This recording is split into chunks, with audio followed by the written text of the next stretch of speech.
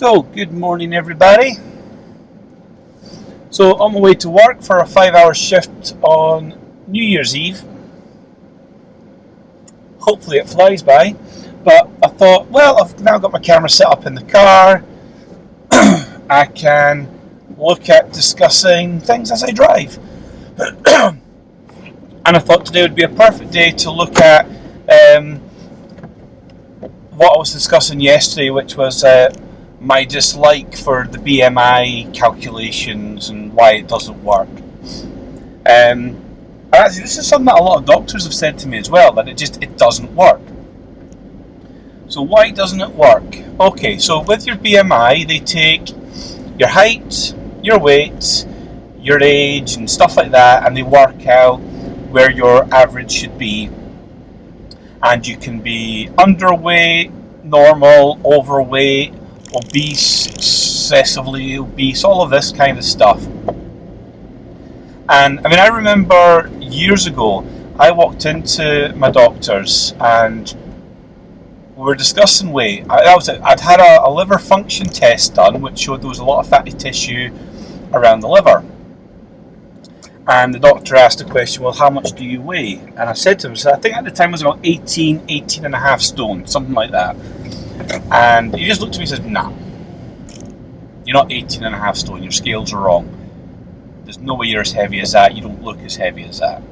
And then they plot me on the scales and it comes up, yeah, you know, I'm 18 and a half stone. And he brings out the BMI chart, he looks everything up and he says, right, well, according to this, your ideal weight, and I think from memory, it was about 11 to 12 stone, something like that. And he said himself, he says, there's no way a guy of your build is going to get down to, 11 or 12 stone. And we discussed this, he said, no, do you know what? If you were even, say, 17 stone, but of that 17 stone you carried no fat on your stomach area, I potentially could be healthier than, a guy who was, say, 10, 11 stone stick thin. So here's why it doesn't work. So when they do these measurements, there's certain things that they don't take into consideration. Muscle mass is one. Okay, the BMI chart is there to measure your body weight, your body mass index, and that's fine if you're covered in complete fat and you're unhealthy and all the rest of it. But for most people, you need to have a bit of muscle, and everyone has various amounts of muscle. I mean, when I was a kid, I had no muscle. I was skinny. I was insanely skinny. It's actually hard to believe how big I am now when you look at how I was even at 18 years of age. But that's just how things went. And now I'm, I'm working at fat loss as opposed to weight loss. So yeah, your muscle factor is going to take a play into it. A lot of things in your body is going to impact on BMI, and these are things that you just cannot calculate for. The way that they work it isn't accurate enough to give a correct reading for every single person in the world. So the best way to kind of look at your weight is through body measurement. How many inches is your stomach, your chest, your arms, all of these factors. If you were walking into a doctor's and you were 18 stone but you were carrying 7% body fat or even 10% body fat, is that BMI going to suggest that you're excessively overweight? It can't get it right. It just can't. So when you go to a doctor's and they're saying to you, your BMI is this, your BMI is that, take it as a guide. I mean, it can tell you a lot of information, don't get me wrong, but I think if you were waking up in the morning, looking down at your gut and thinking, oh my god, I can't see my testicles, if you're a guy. If you're a girl, then you've got problems if you're looking down and saying that.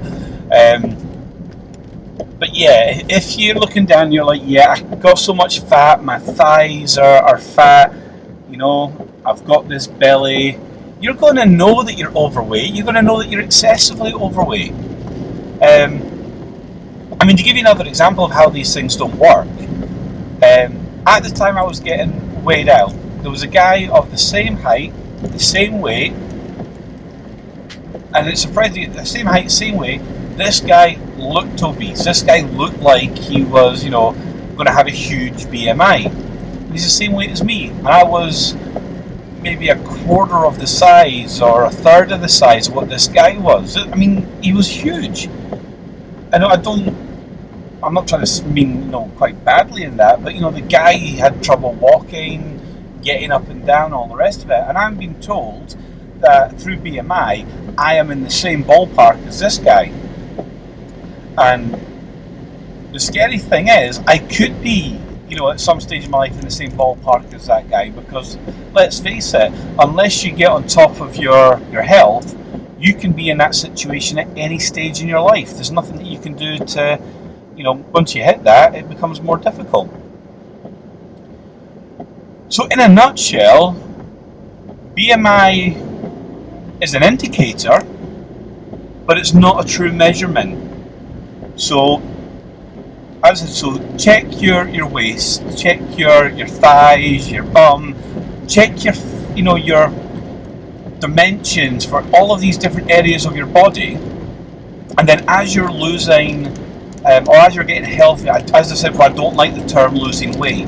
So as you're getting healthier, fitter, and your fat is shifting, then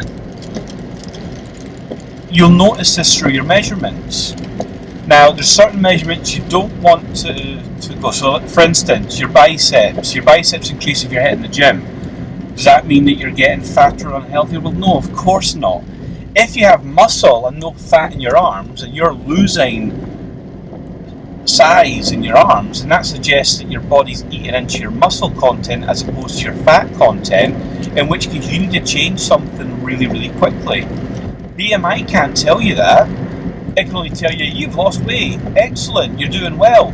Now wait a minute, you've just lost muscle as opposed to fat in your arms, your legs, whatever. That's not good. You know, you want muscle.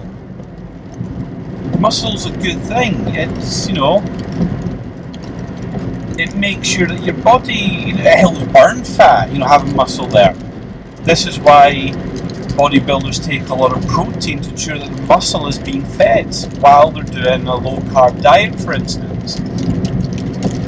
So anyway, so that's it. Get your measuring tape out, measure your waist, measure the areas that you really want to impact on, and go by that. Forget your BMIs and stuff. That's just my opinion though. I'm not a doctor. Opinions matter though. Have a good New Year's Eve, and I'll probably do another video later on when I'm reviewing Naturally Stephanie's new fitness ebook, or weightlifting ebook, and it's good. I liked it. Catch you later.